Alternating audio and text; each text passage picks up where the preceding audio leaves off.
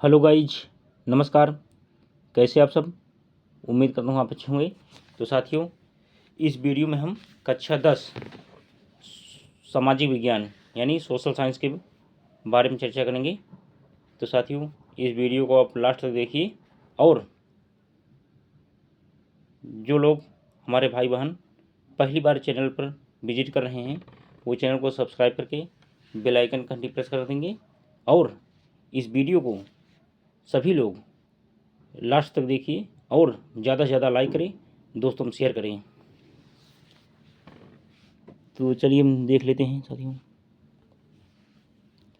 देख सकते हैं अध्याय 1, यूरोप में राष्ट्रवाद का उदय।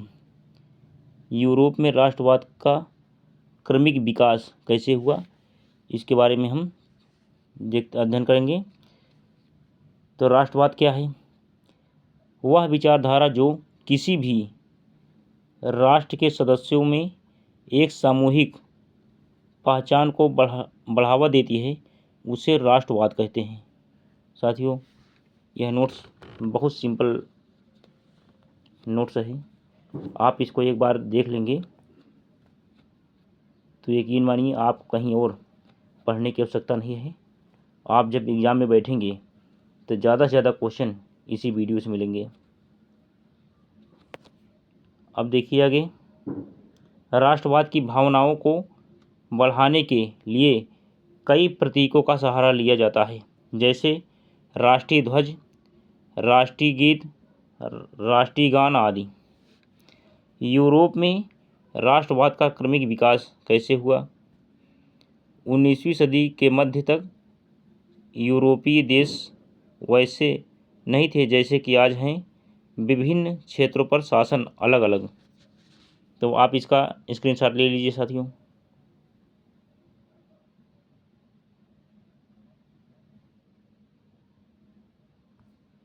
चलिए अब आगे देखते हैं।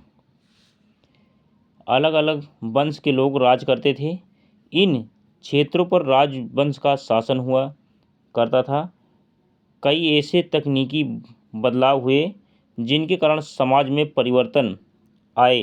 इन्हीं परिवर्तनों के कारण लोगों में राष्ट्रवाद की भावना का उदय हुआ।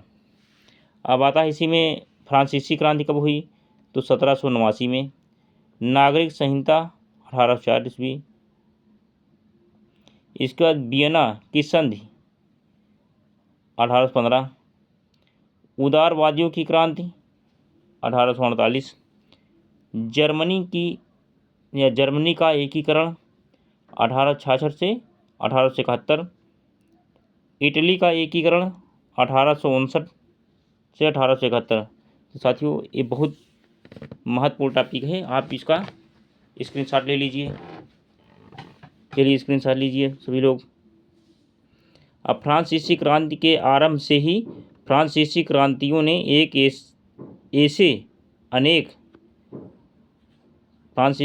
ने ऐसे अनेक कदम उठाए जिनसे फ्रांसीसी लोगों में, अब नेक्स्ट देखिए, फ्रांसीसी लोगों में एक सामूहिक पहचान, राष्ट्रवाद की भावना पैदा हो सकती है या पैदा हो सकती थी, यानी उठाए थे। तो क्या हुआ? 1789 में सत्ता का स्थानांतरण राजतंत्र से लोकतांत्रिक संस्था को हुआ। इस नई संस्था का निर्माण नागरिकों द्वारा हुआ था। इस नई शुरुआत से ऐसा माना जाने लगा कि फ्रांस के लोग अपने देश का भविष्य खुद तय करेंगे। बाद में नेपोलियन ने प्रशासनिक क्षेत्र में क्रांतिकारी सुधारों को प्रारंभ किया, जिसे 1804 की नागरिक संहिता, नेपोलियन की संहिता के नाम से जाना जाता है। इसके अलावा यूरोप में 19वीं सदी के शुरुआती दशकों में, अब आगे, राष्ट्रीय एकता से संबंधित विचार उदारवाद से करीब जुड़े थे। स्क्रीनशॉट ले लीजिए साथियों। बहुत से छात्र छात्राएँ हमसे मांग कर रहे थे कि सर आप सोशल साइंस का वीडियो बनाइए। तो आज मैं अब शुरू कर दिया हूँ सोशल साइंस की वीडियो। अब जो है आप इसको अध्ययन करते हुए आगे देखते रहेंगे। तो चलिए स्क्रीनशॉट ले लीजिए साथियों। उम्मीद करता हूँ स्क्रीनशॉट ले लिए होंगे। अब नेक्स्ट, फ्रांसीसी क्रांति। फ्रांसीसी क्रांति एवं राष्ट्रवाद क्या है? अब यहाँ पे सत्ता राजतंत्र से लोकतंत्र के हाथ में आने से राष्ट्रवाद की भावना का लोगों में विकास हुआ। फिर आगे क्या हुआ? नंबर 1 संविधान आधारित शासन, नंबर 2 समानता स्वतंत्रता बंधुत्व जैसे विचार, नंबर 3 नया फ्रांसीसी तिरंगा झंडा, नंबर 4 नेशनल असेंबली का गठन, यानी नेशनल असेंबली, यहाँ पर सांसद लोग बैठते हैं। इसके बाद आंतरिक, नंबर 5 आंतरिक आयात निर्यात, शुल्क समाप्त एवं माप तौल की एक समान व्यवस्था। अब नेक्स्ट 6 नंबर, फ्रेंच को राष्ट्र की साझा भाषा बनाया गया। अब आगे 1804 की नागरिक संहिता को हम देखते हैं। स्क्रीनशॉट ले लीजिए साथियों इसको। उम्मीद करता हूँ स्क्रीनशॉट ले लिए होंगे। नेक्स्ट 1804 की नागरिक संहिता क्या है? को नेपोलियन, यानी संहिता को नेपोलियन संहिता भी कहते हैं, बहुत महत्वपूर्ण है। 1804 की कई बार पूछा गया है। कहते हैं यह मूल रूप से कानून के समझ समानता पर आधारित अवधारणा है। इसकी विशेषताएं निम्न प्रकार हैं या इस प्रकार हैं। नंबर 1 जन्म पर आधारित विशेषाधिकारों की समाप्ति, नंबर 2 कानून के सामने समानता एवं संपत्ति को अधिकार को सुरक्षित किया गया, नंबर 3 प्रशासनिक विभाजनों को सरल बनाया, नंबर 4 सामंती व्यवस्था को समाप्त किया गया, नंबर 5 किसानों के भू दासत्व और जागीरदारी शुल्कों से मुक्ति। अब नेक्स्ट देखिए 6 नंबर, शहरों में कारीगरों के श्रेणी संघों के नियंत्रणों को हटा दिया गया। स्क्रीनशॉट ले लीजिए साथियों, क्योंकि बहुत अच्छा नोट्स है ये बना।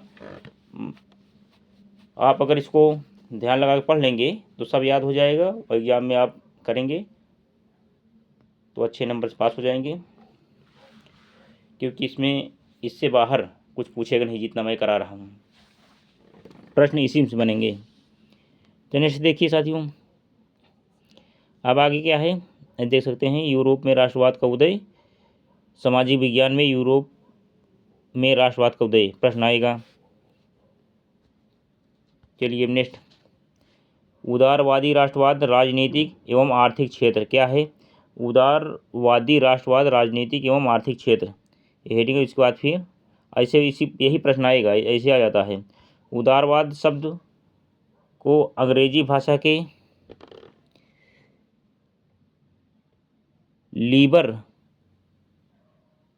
लिबरलिज्म या लाइब्रलिज्म ऐसा भी कह सकते हैं। LIBERALISM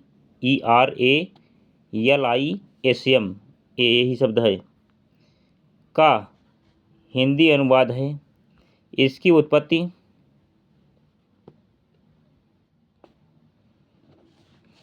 अंग्रेजी भाषा के शब्द लाइबर्टी LIBERTY यानी लाइबर्टी से हुई, अर्थात उदारवाद स्वतंत्रता से संबंधित जिसका अर्थ व्यक्ति की स्वतंत्रता का सिद्धांत है। चलिए स्क्रीनशॉट ले लीजिए। नेक्स्ट चलिए यहाँ पूरा दिया हुआ है, दोनों शब्द देखिए। लाइब्रलिज्म शब्द लैटिन भाषा के लाइब्रलाइज शब्द से भी संबंधित माना जाता है। LIBERALISE ये शब्द है, इसी से माना जाता है। सारटोरी के अनुसार उदारवाद व्यक्तिगत स्वतंत्रता, न्यायिक सुरक्षा तथा संवैधानिक राज्य का सिद्धांत तथा व्यवहार है। राजनीतिक क्षेत्र में उदारवाद क्या है? लोकतंत्र का समर्थन करता है एवं शक्तियों को पृथक्करण, कानून का शासन, न्यायिक पुनर्वलोकन जैसी व्यवस्थाओं का पक्षधर है। अर्थात उदारवाद हर एक रूप में व्यक्ति की स्वतंत्रता का ही समर्थन करता है। यह जीवन के सभी क्षेत्रों में दमन का विरोधी है, चाहे वह दमन नैतिक, धार्मिक, सामाजिक, राजनीतिक, आर्थिक या सांस्कृतिक हो। स्क्रीनशॉट ले लीजिए साथियों। और दोनों इंग्लिश शब्द, इसको जो है आप ध्यान से देख लेंगे क्योंकि ये शब्द कई बार पूछे गए हैं। नेक्स्ट, अब आगे देखिए, आर्थिक क्षेत्र में उदारवाद मुक्त व्यापार तथा राज्य की बुराई बताकर व्यक्तिवाद का समर्थन करता है। उत्पादन और वितरण पर राज्य के नियंत्रण की वकालत करता है। उसके बाद उदारवादियों के अनुसार आर्थिक क्षेत्र में व्यक्तियों को स्वतंत्रतापूर्वक कार्य करने की छूट होनी चाहिए। समाज और राज्य की तरफ से उद्योग और व्यापार में कोई हस्तक्षेप नहीं होना चाहिए। अर्थात व्यक्ति अपनी इच्छा अनुसार व्यवसाय करे और पूंजी लगाए। ये बात किसमें है? आर्थिक क्षेत्र व उदारवाद में कही गई है कि कोई व्यक्ति अपना धंधा अपनी पूंजी लगा करके स्वयं कर सकता है और उसमें किसी गुंडा माफिया का कोई हस्तक्षेप नहीं होना चाहिए। उसमें भी सरकार का सहयोग होना चाहिए और नियंत्रण होना चाहिए शासन व्यवस्था की उसमें। तो अब आगे चलिए देखिए। नेक्स्ट, उदारवाद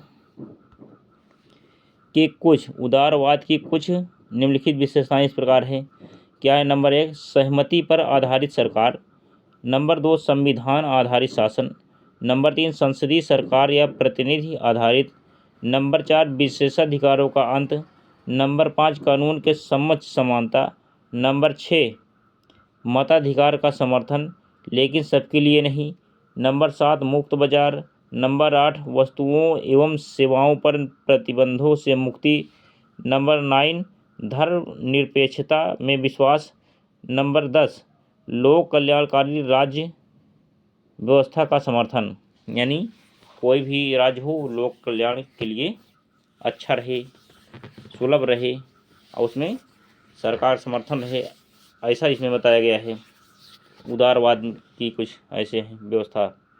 अब नेक्स्ट देखिए, स्क्रीनशॉट लीजिए इसका। 1815 के उपरांत यूरोप में रूढ़िवाद का मतलब है कुछ बुराइयां होती हैं, कहते नहीं कुछ नाराज़गी हुई, कुछ बुराइयां हुई तो उसे क्या कहते हैं? रूढ़िवाद कहते नहीं, वो आदमी रूठ गया। तब इसीलिए अब देखिए 1815 में नेपोलियन की हार के उपरांत यूरोप की सरकारों का झुकाव पुनः रूढ़िवाद की तरफ बढ़ गया। अपनी राजनीतिक विचारधारा के अनुरूप रूढ़िवादियों ने स्थापित संस्थाओं, रीति रिवाजों, परंपराओं को मान्यता दी एवं तीव्र परिवर्तन के स्थान पर क्रमिक विकास पर जोर दिया। इस परिप्रेक्ष्य में एक शिखर सम्मेलन, जिसे कांग्रेस कहा गया, का आयोजन वियना बहुत एक कोई स्थान वियना है वहाँ पर, इसीलिए यूरोप में, तो वहीं पर स्थान वियना में किया गया। इस कांग्रेस का आयोजन ऑस्ट्रियन चांसलर ड्यूक मेटरनिख ने किया। इनका नाम पूछता है। इस कांग्रेस में वियना संधि पर आगे देखिए हस्ताक्षर किए गए। स्क्रीनशॉट ले लीजिए। वियना कहाँ पे है? यूरोप में था कोई, वहीं पर जो है वही स्थान है, वहीं पर हुआ था एक शिखर सम्मेलन पहले। चलिए अब आगे 1815 की वियना संधि, ये कई बार पेपर में आ चुका है। 1815 की वियना संधि के बारे में टिप्पणी लिखिए। तो आगे कैसे लिखेंगे? क्योंकि इस नोट्स में साथियों उतना ही दिया गया है जितना आपको लिखना है। अगर आप ध्यान से पढ़ेंगे, हमारे साथ पूरा वीडियो देखेंगे, तो आपको जो है कहीं और पढ़ने की आवश्यकता नहीं, सब इसी में मिल जाएगा, पेपर में अच्छे से कर पाएंगे। अब देखिए वियना संधि क्या है? यूरोप के सभी देशों के राजपूतों का एक सम्मेलन था। इस सम्मेलन की अध्यक्षता ऑस्ट्रेलिया राजनेता मेटरनिख, इनका भी नाम पूछता है, मेटरनिख के द्वारा की गई थी। इसकी कुछ विशेषताएं इस प्रकार हैं। क्या है? 1815 की वियना की संधि की विशेषताएं। नंबर 1, फ्रांस में बुर्बो राजवंश की पुनर्स्थापना। नंबर 2, इसका मुख्य उद्देश्य यूरोप में एक नई रूढ़िवादी व्यवस्था कायम करना था। अब नेक्स्ट, फ्रांस ने इलाकों पर से आधिपत्य खो दिया जो उसने नेपोलियन के समय जीते थे। चलिए स्क्रीनशॉट, ये फ्रांस के सीमा विस्तार पर स्क्रीनशॉट ले लीजिए। इसको रोक लगाने हेतु नए राज्यों की स्थापना। अब आगे क्या है? ड्यूक मैटरनिख अब क्या है? जन्म 15 मई 1773 को हुआ। वे ऑस्ट्रिया के चांसलर थे। 1814 से 1848, क्योंकि साथियों कहीं ईस्वी कहीं ईसा पूर्व है, क्योंकि हो जाता है जो पूर्व में समय था वो ईसा कहलाता था।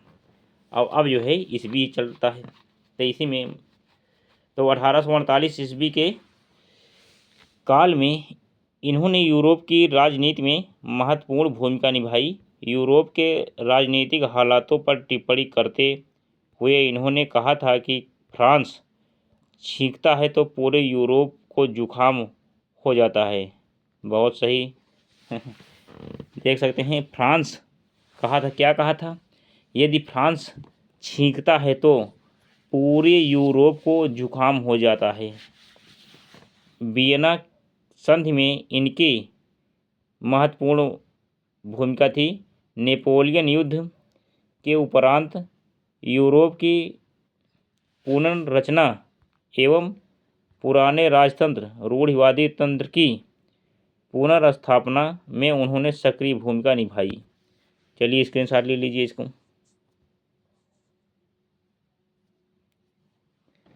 जिउसेपी मेत्सिनी 1807 ईस्वी, 1807 में। नेक्स्ट, चलो यहाँ भी है। जिउसेपी मेत्सिनी 1807 ईस्वी में 1807 में जेनोवा में हुआ था और कुछ समय पश्चात वह कार्बोनारी में गुप्त संगठन के सदस्य बन गए। 24 साल की युवावस्था में लिगुरिया में क्रांति करने के लिए उन्हें 1831 में देश निकाला दे दिया गया, यानी देश से बाहर कर दिया गया। तत्पश्चात उन्होंने 2 और भूमिगत संगठनों की स्थापना की। पहला था मार्सेई में यंग इटली और दूसरा बर्न में यंग यूरोप। मेस्सिनी द्वारा राजतंत्र का जोरदार विरोध एवं उसके प्रजातांत्रिक सपनों ने रूढ़िवादियों के मन में भय भर दिया। मैटरनिख ने उसे हमारी सामाजिक व्यवस्थाओं का सबसे खतरनाक दुश्मन बताया। अब फिर क्या हुआ? 1848 के बाद यूरोप में राष्ट्रवाद का जनतंत्र एवं क्रांति से अलगाव होने लगा। राज्य की सत्ता को बढ़ाने के लिए, फिर आगे देखते हैं, स्क्रीनशॉट लीजिए इसका साथियों।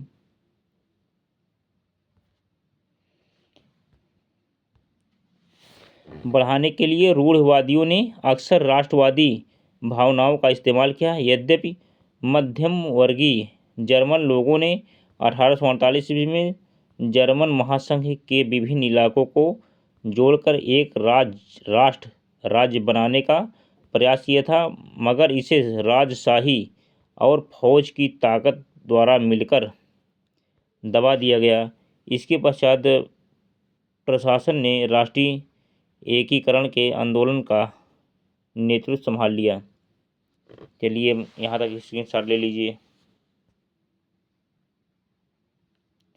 जर्मनी तथा इटली का एकीकरण नेक्स्ट है।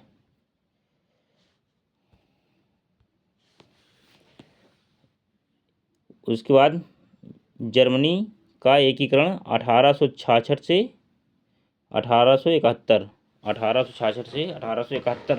अब यहाँ क्या हुआ था, यूरोप यानी मध्य यूरोप के स्वतंत्र राज्यों प्रसा, बावेरिया, सेक्सोनी को मिलाकर 1871 में एक राष्ट्र राज्य व जर्मन राज्य का निर्माण किया गया।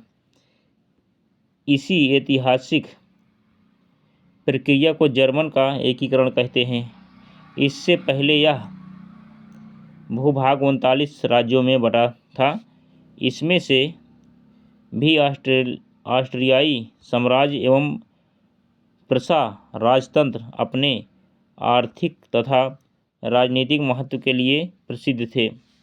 18 जनवरी 1871 ईस्वी में वर्साय के शीश महल में विलियम प्रथम का राज्याभिषेक जर्मनी के एक सम्राट के रूप में हुआ। स्क्रीनशॉट ले लीजिए साथी उसको। नेक्स्ट, अब आगे क्या होता है। नंबर 1, एकीकरण प्रसा के नेतृत्व में हुआ। नंबर 2, प्रसा के प्रमुख मंत्री ऑटो वन बिस्मार्क, कहीं कहीं ऑटो हान बिस्मार्क आता है। बिस्मार्क ने राष्ट्र निर्माण में मुख्य भूमिका अदा की। नंबर 3, 7 वर्ष के दौरान ऑस्ट्रिया, डेनमार्क और फ्रांस से 3 युद्धों में प्रसा की जीत हुई और एकीकरण की प्रक्रिया पूरी हुई। नंबर 4, 1871 में केसर विलियम प्रथम को नए साम्राज्य का राजा घोषित किया गया। जर्मनी के एकीकरण ने यूरोप में प्रसा को महाशक्ति के रूप में स्थापित किया। अब नेक्स्ट, नंबर 5, नए जर्मन राज्य में मुद्रा, बैंकिंग एवं न्यायिक व्यवस्थाओं के आधुनिकीकरण पर जोर दिया गया। चलिए भी स्क्रीनशॉट ले लीजिए इसका। अब नेक्स्ट, इटली का एकीकरण 1859 से 1870। इटली का एकीकरण, जिसे इतावली भाषा में इल रैसोर जीमेटो इल रैसोर जीमेटो कहा जाता है, 19वीं सदी में इटली राजनैतिक और सामाजिक अभियान शुरू हुआ। जिसने इटली प्रायद्वीप के विभिन्न राज्यों को एक साथ संगठित करके एक इतावली राष्ट्र बना दिया। इसे ही इटली का एकीकरण कहा जाता है। देख सकते हैं साथियों, आप इसका स्क्रीनशॉट ले लीजिए। अब इसमें क्या हुआ, नंबर 1, इटली 7 राज्यों में बटा हुआ था। नंबर 2, 1830 के दशक जिउसेपे मेत्सिनी ने इटली के एकीकरण के लिए कार्यक्रम प्रस्तुत किया। चलिए अभी स्क्रीनशॉट ले लीजिए इसका। नेक्स्ट, नंबर 3, 1830 एवं 1848 के क्रांतिकारी विद्रोह असफल हुए। नेक्स्ट पेज देखें। 1859 में फ्रांस से सार्डिनिया पीडमांट ने एक चतुर कूटनीतिक संधि की, जिसके माध्यम से उसने ऑस्ट्रियाई बलों को हरा दिया। अब आगे क्या हुआ, Count Camillo de Cavour Sardinia Piedmont का प्रमुख मंत्री था। इटली के प्रदेशों को एकत्रित करने वाले आंदोलन का नेतृत्व किया। हालांकि वह स्वयं न तो एक क्रांतिकारी था और न ही राजतंत्र में विश्वास रखने वाला। फ्रांस के साथ की गई चतुर संधि के पीछे कावूर का हाथ था, जिसके कारण ऑस्ट्रिया ऑस्ट्रेलिया दूसरा है, ऑस्ट्रिया दूसरा है। ऑस्ट्रिया को हराया जा सका एवं इटली का एकीकरण संभव हो सका। चलिए स्क्रीनशॉट लीजिए इसका। चलिए थोड़ा यहाँ भी है, यानी जिउसेपे गैरिबाल्डी नियमित सेना का हिस्सा नहीं था। उसने इटली के एकीकरण के लिए सशस्त्र स्वयं सेवकों का नेतृत्व किया। 1860 में वे दक्षिण इटली और देख सकते हैं 1860 में, चलिए यहाँ पे 1860 में क्या हुआ था, दक्षिण इटली और 2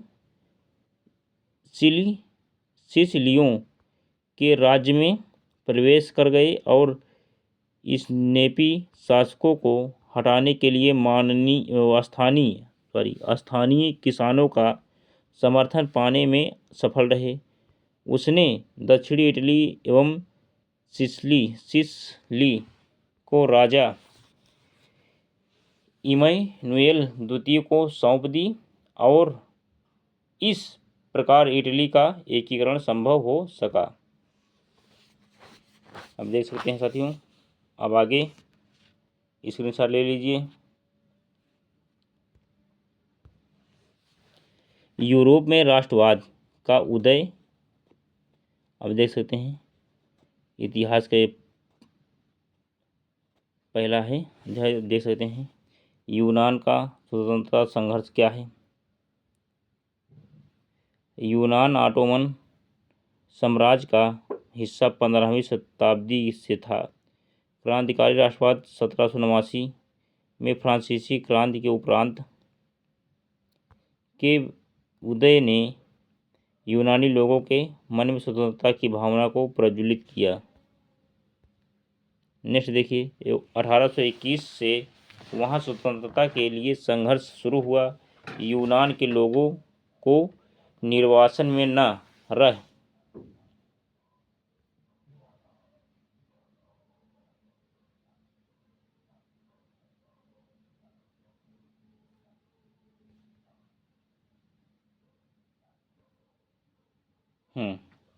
आगे देखिए साथियों, निर्वासन में रह रहे यूनानियों के साथ साथ पश्चिमी यूरोप के लोगों को का भी समर्थन मिला, जो कि प्राचीन यूनानी संस्कृति में रुचि रखते थे। चलिए आगे, विभिन्न कवियों और कलाकारों ने भी स्वतंत्रता के लिए जनमत निर्माण में मुस्लिम साम्राज्य के विरोध में, चलिए आगे नेक्स्ट,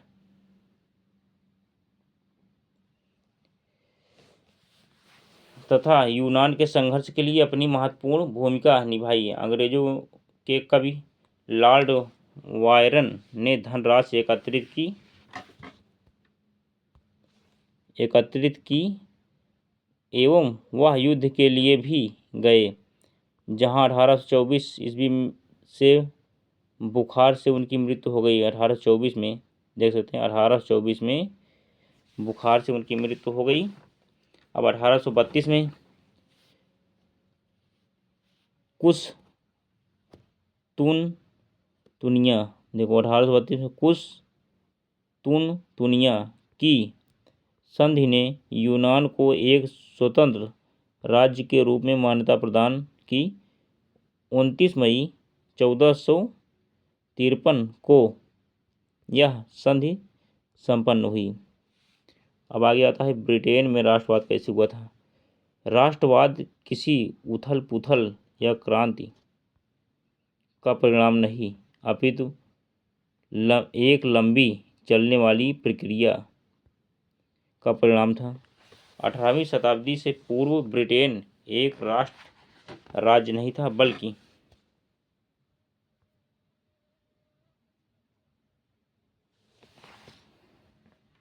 आगे अब देखिए,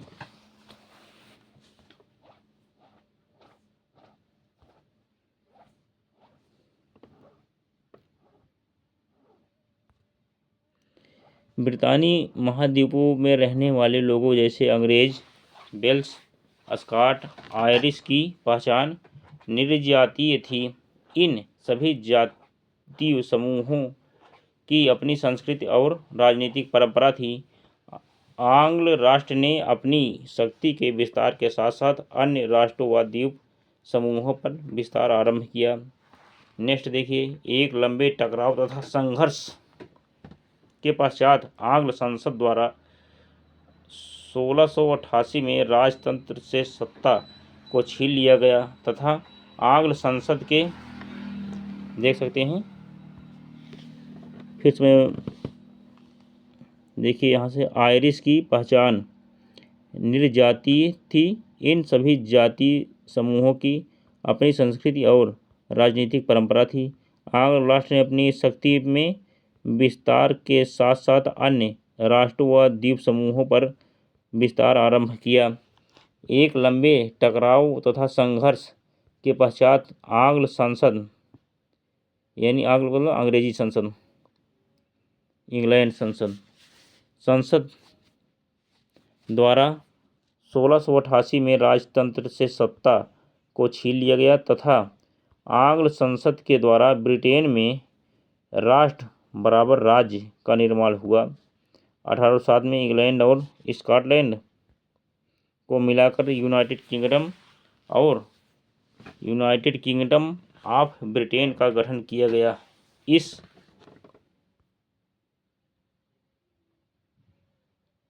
गठन किया गया। अब देखिए क्या होगा। एक्ट के अनुसार इंग्लैंड का स्कॉटलैंड पर प्रभुत्व स्थापित हो गया। इसके पश्चात आगे फिर क्या हुआ, स्कॉटलैंड पर प्रभुत्व स्थापित हो गया। इसके पश्चात ब्रितानी संसद में आंग्ल सदस्यों का प्रभाव बना रहा। ब्रितानी पहचान को बनाए रखने के लिए स्कॉटलैंड की सांस्कृतिक एवं राजनीतिक संस्थाओं का दमन किया गया।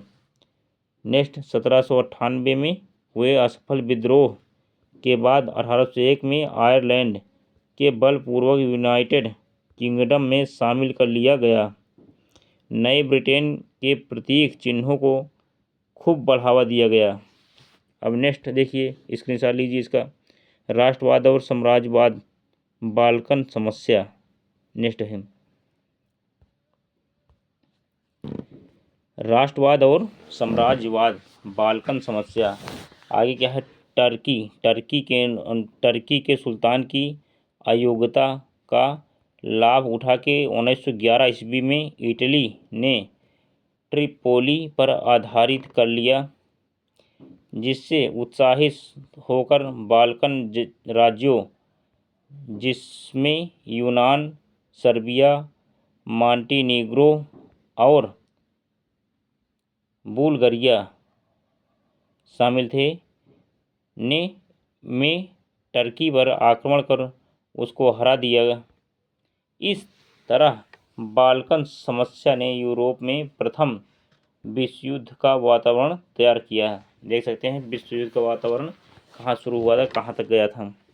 अब आगे क्या है, बाल्कन भौतिक एवं निर्जातीय रूप से ताओ का क्षेत्र था, जिसमें आधुनिक रोमानिया, बल्गारिया, देख सकते हैं, अल्बेनिया, ग्रीस, मकदूनिया, क्रोएशिया, स्लोवानिया, सर्बिया आदि शामिल थे। चलिए स्क्रीनशॉट लीजिए इसका। अब आगे क्या है, इन क्षेत्रों में रहने वाले मूल निवासियों को स्लाव कहा जाता था। बाल्कन क्षेत्र का एक बड़ा हिस्सा ऑटोमन साम्राज्य के नियंत्रण में था। नेक्स्ट, बाल्कन राज्य में रोमानी राष्ट्रवाद के फैलने और ऑटोमन साम्राज्य के विघटन से स्थिति काफ़ी विस्फोटक हो गई। एक बार के बाद एक उनके अधीन यूरोप राष्ट्रीयताएं उसके चंगुल से निकलकर स्वतंत्रता की घोषणा करने लगी। जैसे जैसे विभिन्न स्लाव राष्ट्रीय समूहों ने अपनी पहचान और स्वतंत्रता की परिभाषा तय करने की कोशिश की,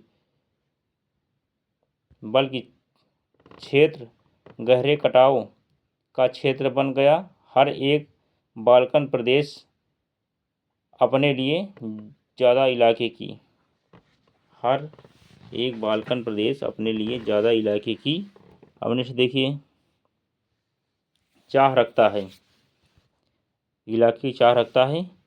इस समय यूरोपीय शक्तियों के बीच इस क्षेत्र पर कब्जा जमाने के लिए यूरोप शक्तियों के मध्य जबरदस्त प्रतिस्पर्धा रही, जिससे यह समस्या गहराती चली गई व जिस कारण यहाँ विभिन्न युद्ध हुए, जिसकी परिणति प्रथम विश्व युद्ध के रूप में हुई। देख सकते हैं। अब आगे क्या है, राज्य की दृश्य कल्पना क्या होती है इसमें। 18वीं एवं 19वीं शताब्दी में कलाकारों ने राष्ट्र को कुछ यूं चित्रित किया जैसे वह कोई व्यक्ति हो। राष्ट्रों को नारी वेश में प्रस्तुत किया जाता था। राष्ट्र को व्यक्ति का जामा पहनाते हुए जिस नारी रूप को चुना गया वह असल, अब आगे स्क्रीनशॉट लीजिए, चाह रखता था।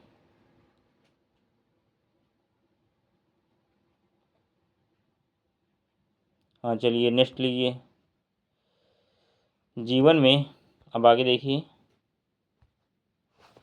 जीवन में कोई खास महिला नहीं थी।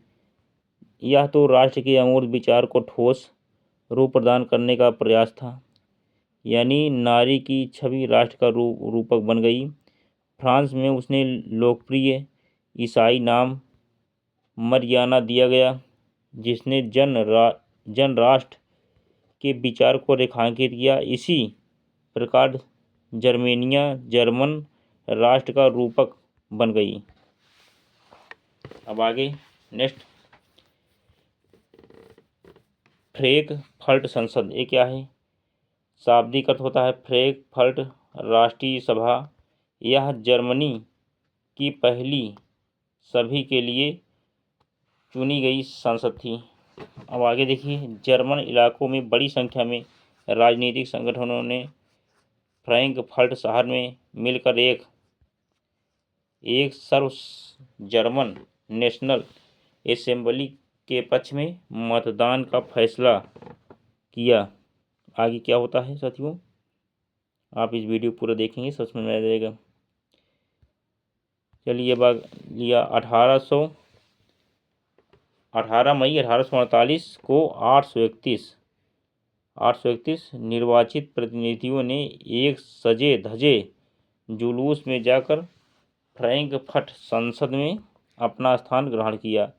यह संसद सेंट पॉल चर्च में आयोजित हुई। उन्होंने एक जर्मन राष्ट्र के लिए एक संविधान का प्रारूप तैयार किया। इस राष्ट्र की अध्यक्षता एक ऐसे राजा को सौंपी गई जिसे संसद के अधीन रहना था। जब प्रतिनिधियों ने प्रशा के राजा फ्रेडरिक विल्हेम चतुर्थ को ताज पहनाने की पेशकश की तो उसने उसे अस्वीकार कर उन राजाओं का साथ दिया जो निर्वाचित सभा के विरोधी थी। जहां कुलीन वर्ग और सेना का विरोध बढ़ गया। अब वही सांसद क्या हुआ, वही सांसद का सामाजिक आधार कमजोर हो गया। सांसद में मध्य वर्गों का प्रभाव अधिक था, जिन्होंने मजदूर नेक्स्ट और कारीगरों की मांग का विरोध किया, जिससे वे उनका समर्थन खो बैठे। अंत में सैनिकों को बुलाया गया और असेंबली भंग की गई। इस आंदोलन में महिलाओं ने भी जमकर हिस्सा लिया। इसके बाद भी उन्हें असेंबली के चुनाव में वोट का अधिकार नहीं दिया गया।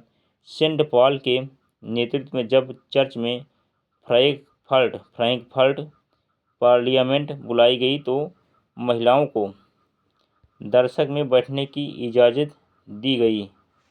यह संसद भंग हो गई, जिसके कारण जर्मनी का एकीकरण नहीं हो सका।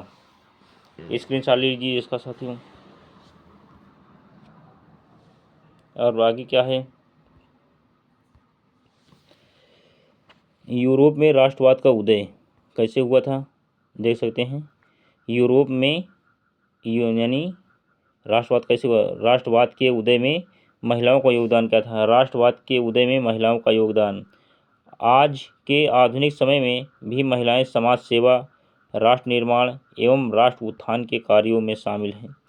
महिलाओं ने अपनी कर्तव्य परायणता से यह साबित किया कि महिलाएं किसी भी स्तर पर पुरुषों से कम नहीं हैं, बल्कि उन्होंने तो राष्ट्र निर्माण में भी अपनी भूमिका अदा की है। अब आगे देखिए, स्क्रीनशॉट लीजिए इसका। 19वीं सदी में यूरोप में राष्ट्रवाद की लहर आई। जर्मनी, इटली, रोमानिया आदि देश कई क्षेत्रीय राज्यों को मिलाने से बने, जिनकी राष्ट्रीय पहचान समान थी, तथा यूनान, पोलैंड, बल्गारिया स्वतंत्र होकर राष्ट्र बन गए। आगे फिर क्या हुआ देख सकते हैं, यानी यहाँ से लेके यहाँ तक पूरा जो है आप अध्ययन कर लीजिए। फिर आगे क्या हुआ, राष्ट्रवादी चेतना यूरोप में पुनर्जागरण काल से ही शुरू हो चुकी थी, लेकिन 1789 फ्रांसीसी क्रांति के दौरान यह सशक्त रूप से प्रकट हुई। राष्ट्रीय आंदोलन में भाग लेने वाली कुछ महिलाओं के नाम इस प्रकार हैं। कौन कौन हैं, कस्तूरबा गांधी, विजय लक्ष्मी पंडित, अरुणा आसफ अली, सरोजिनी नायडू, सिस्टर निवेदिता, मीराबेन, कमला नेहरू, मैडम भीकाजी कामा, इंदिरा गांधी, सुचेता कृपलानी आदि।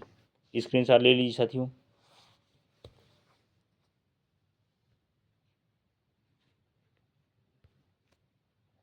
अब आगे क्या है देख सकते हैं, राष्ट्रीय आंदोलन में महिलाओं की भूमिका निम्नलिखित थी। राजनीतिक संगठन का निर्माण, समाचार पत्रों का प्रकाशन, मताधिकार प्राप्ति हेतु संघर्ष, राजनैतिक बैठकों तथा प्रदर्शनों में हिस्सा लेना, विभिन्न प्रतीक चिन्ह और उनका अर्थ क्या है। अब देख सकते हैं, एक तरफ प्रतीक है, चिन्ह महत्व का है उसका। टूटी हुई बेड़िया, आज़ादी मिलना। अब नेक्स्ट, बाज छाप वाला कवच, जर्मन समुदाय के प्रतीक शक्ति।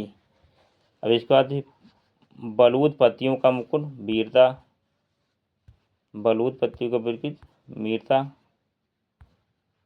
इसका तलवार, मुकाबले की तैयारी तलवार से।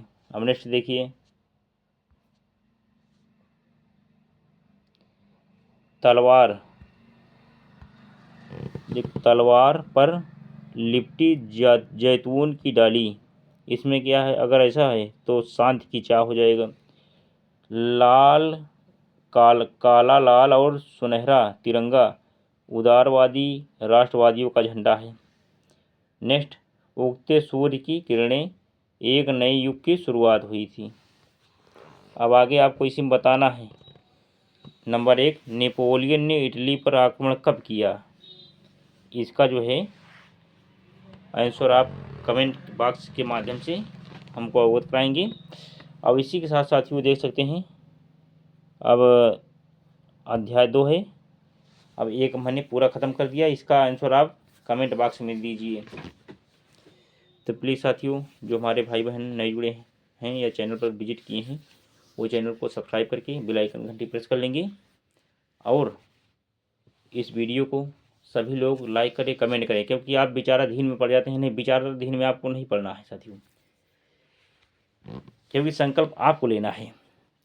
यानी आपको परीक्षा में नंबर अच्छे आएँ, आप अच्छे नंबर से पास होना है, तो संकल्प भी आपको लेना है कि हम लाइक करेंगे, कमेंट करेंगे और दोस्तों में वीडियो को शेयर भी करेंगे। चलिए, ऐसी आशा उम्मीद विश्वास के साथ मैं अपनी वाणी को विराम देता हूँ। अब प्लीज़ साथियों, कमेंट लाइक अवश्य करें। हमें इस कमेंट के माध्यम से जो हमने प्रश्न दिया हूँ, कौन नेपोलियन ने इटली पर आक्रमण कब किया, इसका आप आंसर कमेंट बॉक्स में हमको ज़रूर अवगत कराएं। आपके कमेंट का हमें इंतज़ार रहेगा। इसी के साथ मैं अपनी वाणी को विराम देता हूँ। जय हिंद, जय भारत, वंदे मातरम।